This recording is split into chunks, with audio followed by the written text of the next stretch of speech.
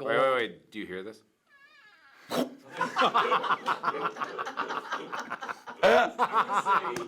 not even cleaning up. I'm doing it like this.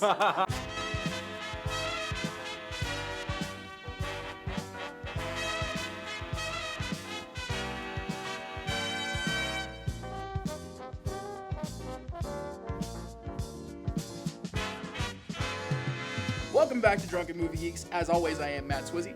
With me this week to talk about Doctor Strange is Chris Riviere. Chris Riviere. Too much talking about Hatful Boyfriend. Oh man, Hans Bricks. I am not a pigeon. You might be. We don't know. He possible pigeon. This week we're talking about Doctor Strange, featuring Broken Bridge Cabbage Patch. Oh man. How'd you like? Were you psyched for this? I didn't have any expectations going in. Yeah, me neither. Like I read some of the books, so I knew the typical lore, but I went in fairly blank. I knew the character pretty well. Yeah. But I didn't have any expectations from it because the trailers looked really cool, and I'm like, man, the last time I got burned by a really cool looking trailer was Suicide Squad. So like, I leveled out my expectations at the end of the summer. I had 2 months before it came out, and I leveled everything off. I'm really stoked they didn't show anything because the best part about Doctor Strange is just all of the reveals and all the cool shit that happens. Yeah. In the story, like it's a gorgeous movie start to finish, and just watching everything unfold with. You know, I liked it. I thought it was fun. I liked it. It's not the best Marvel movie. No, but it's still good. It wasn't the best Marvel movie of the year, but it was still good. No, I mean it's familiar in a lot of ways, but it managed to do a few things new enough to not make it just feel like a rehash of Iron Man. Because there are definitely some Iron Man similarities. Cocky white guy with sweet facial hair. With sweet facial hair gets humbled and then must learn to use his powers for good. Gets injured. Yeah, exactly. So there are a lot of similarities. It's an origin story, which Marvel kind of stopped doing. Yeah. I think this will be the last origin story they said they're going to do it on film. I think it's good, too, because the other movies they have now, like we've got Spider-Man Homecoming next year, Guardians 2, Thor Ragnarok. And then after that, we have, Ant-Man and Wasp in the same year as Avengers? Mm-hmm. Black Panther, yeah. Black Panther. Black Panther. So, I don't know. What do you think of Benedict? Butterscotch ice cream cone was phenomenal. Yeah, you know what? His accent was touch and go. He sounded overall, he sounded like Hugh Laurie the first season of House. Like the first season of House, there's like these moments where it's touch and go. He sounded like British guy doing American, and he enunciated things properly. Like it was solid. The beginning of that movie where he's in the operating theater is just so cool. Yeah. Just him just rocking out and doing like the most complex surgery and just like, music trivia, because that's an element of this character that is important, I guess. Yeah, it was nice. And we didn't spend too long. Like the accident happens early on. So he gets in his car accident. Like almost immediately. Like his hands get fucked up. And then we're off to the races. And it doesn't slow down a lot after that. It's a very well-paced movie. Speaking of pacing, the entire third act is just one long action sequence. Yeah. Which was awesome. Yeah. There was no room for boredom. The first act of the movie, when you're doing like the establishing and setting up, what's the name? Like camel toe, whatever the Taj place that they're at. Setting that up was a really great just journey to watch through, and then middle section of the movie is him figuring out his powers with those sweet visual effects of him portaling out of the library. And I think out of all the Marvel movies, this one really wins just based on the visuals. I think the visuals really helped carry it forward. For sure. Story-wise, it's pretty by the books for a Marvel movie, but it's the visuals that helped differentiate it, and they managed to not look like every other Marvel movie. Despite kind of looking like a Marvel movie, they did a lot of cool stuff with the world bending and turning things on the side. So that entire bending thing, I obviously people are gonna be like, oh, they just ripped it out of Inception. Inception did the world over world once, and then the rotating hallway thing. Doctor Strange did that visual effect of bending reality around it so much better. Well, because Christopher Nolan is such a grounded person. Even when he makes a movie about dreams, it's the most grounded dreams ever. Yeah. Where once in a while something weird and fantastical happens. They explain nothing about the technology. It's just that it happens. Doctor Strange, you're like, hey, that was a good idea, but let's go with it. Let's dive in. Yeah. You know what? Honestly, one of my only big complaints is I don't like that opening action scene where like Tilda Swinton runs after Mads Mikkelsen. Yeah. Because I feel like that opening action scene kind of gives away all the cool visuals the movie will have later, and they're all crammed in. You want to see some world bending, people jumping on the side? It's all crammed in that first 5 minutes, and then later when they do it, I'm like, it's not like it's still cool, but I saw you do it early. I just wish that scene didn't exist. And the first time we see world bending. And shit goes sideways when Doctor Strange is like, holy shit. I wish the audience was there with him, like, holy shit, but we saw you do it in your, like, prologue sequence. But it's not even the best part, like, in that prologue sequence where they're doing the world bending. That's not the best world bending they do. That chase through New York City. Oh, they do it better later. Yeah. They one-up it, which is good. I just wish that opening action scene wasn't there. I wish they had saved it. They kind of showed us everything. I like that they showed it initially because they're like, okay, you're going to be seeing a lot of this in the next hour and a half. My biggest problem with the movie is I think I would have liked it to be a little bit longer. Because I feel like him learning his powers happened fast. I understand why they did it. Because we don't want to, see the whole go web go thing.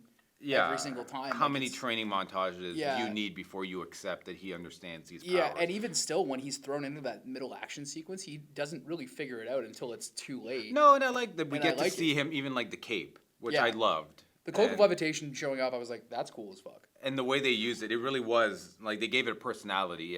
It almost had a character. Chris was saying it reminded him of Spawn's cape.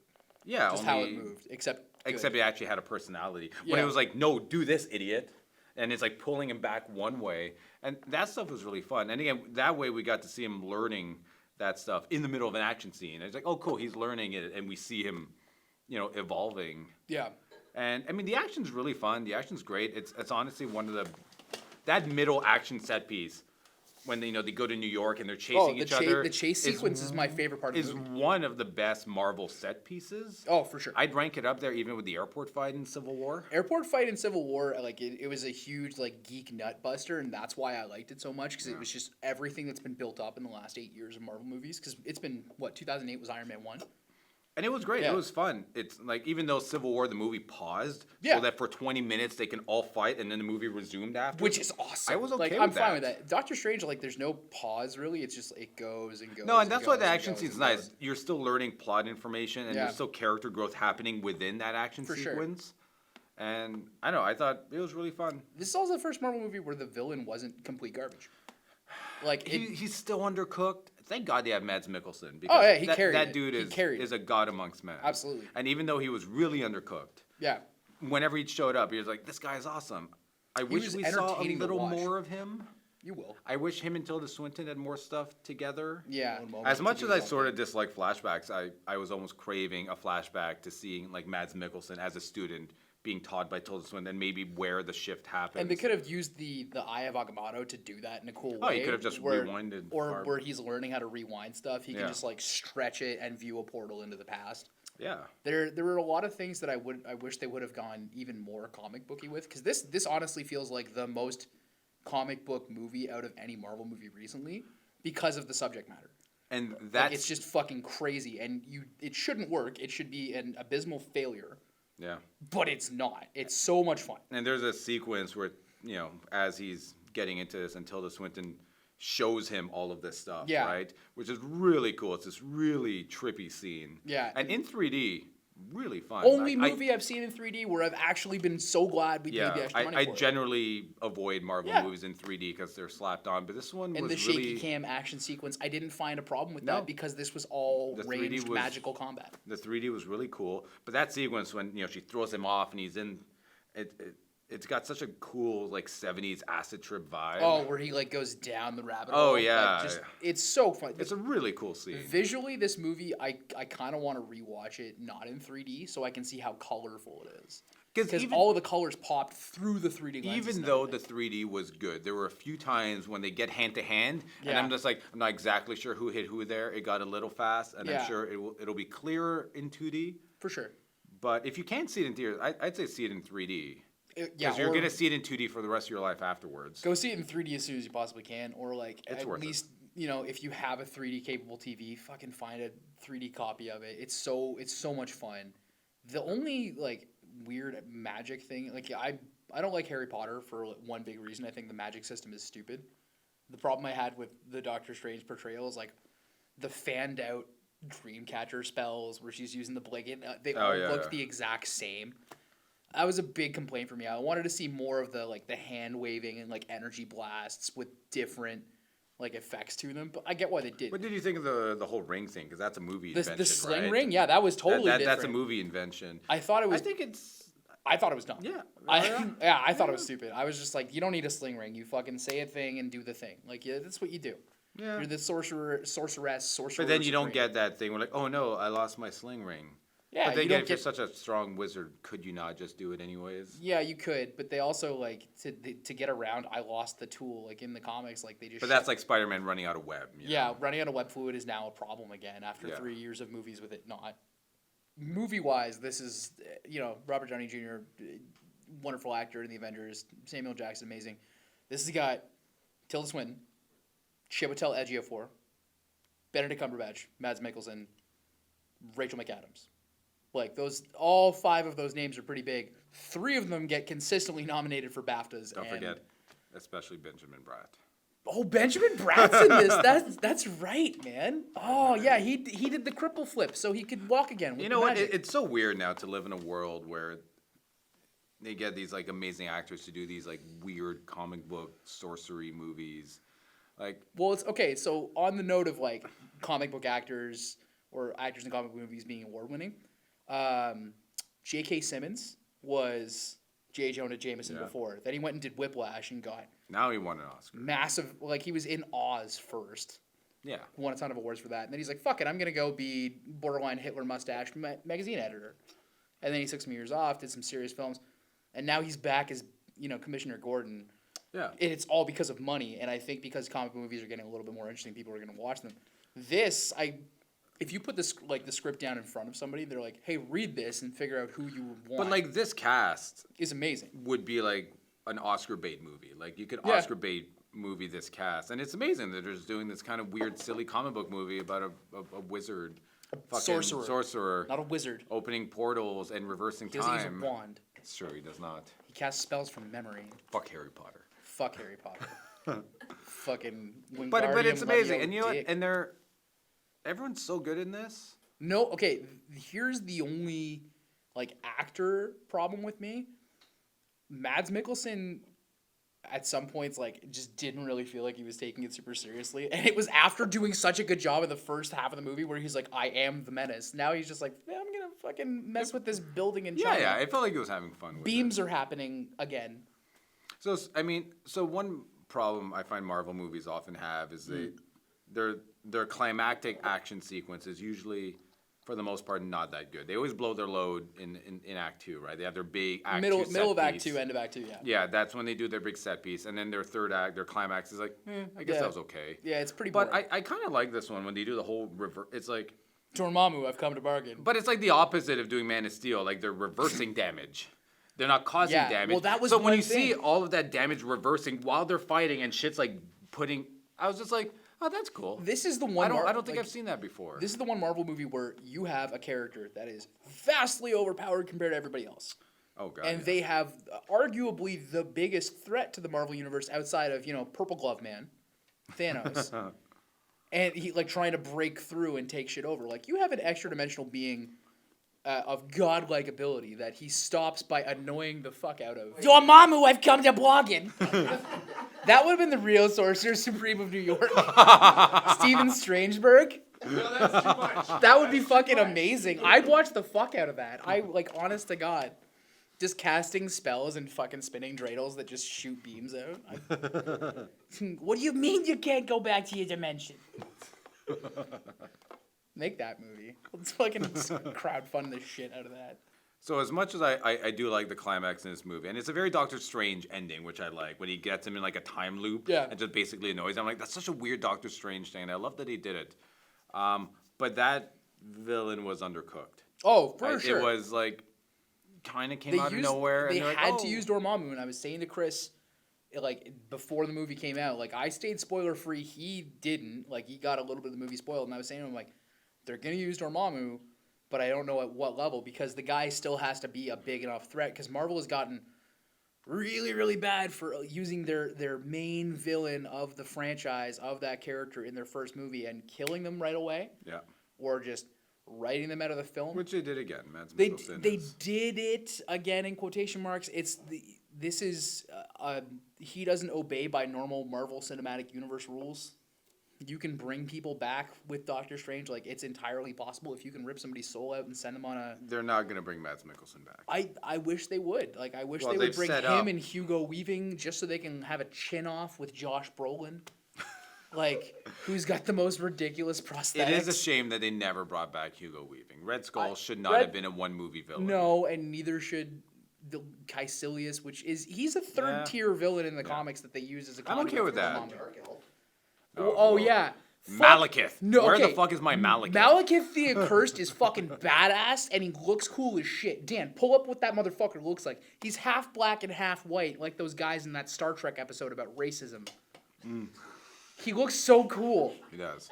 Malekith's a motherfucker. And they're just like, fuck it. We'll use Christopher Eccleston. We'll get the Ninth Doctor behind a shitload of prosthetics so we can't hear his offensive accent through everything. I like the Then second use him Thor for one movie. movie. I like Thor Dark the World. Dark World is dumb. It's better than Thor. Okay, fuck, I agree, but it's still dumb.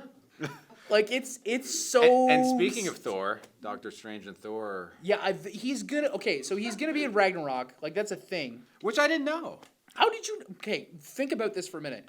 I didn't know he was going to be in it. They kept it under wraps. They always do the last hero that was in a movie will show up in the next one. Ant-Man showed up in Civil War.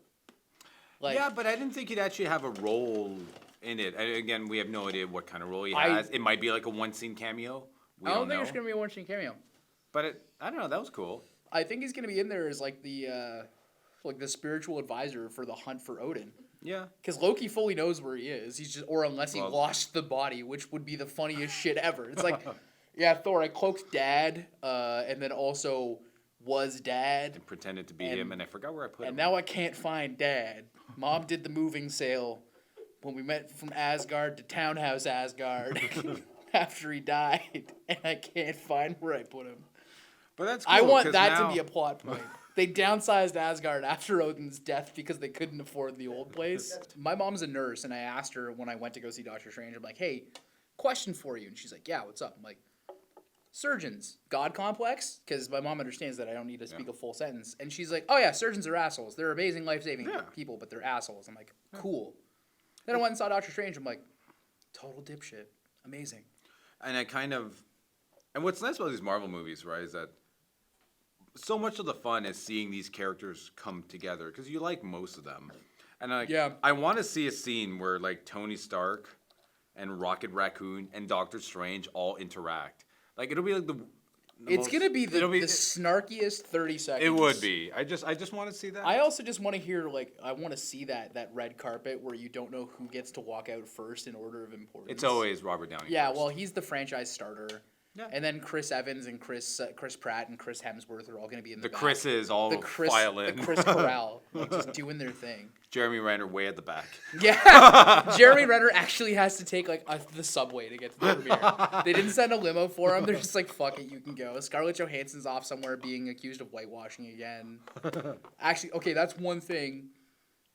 Straight up, this is my biggest pet peeve with people on the internet about Doctor Strange. Tell this one.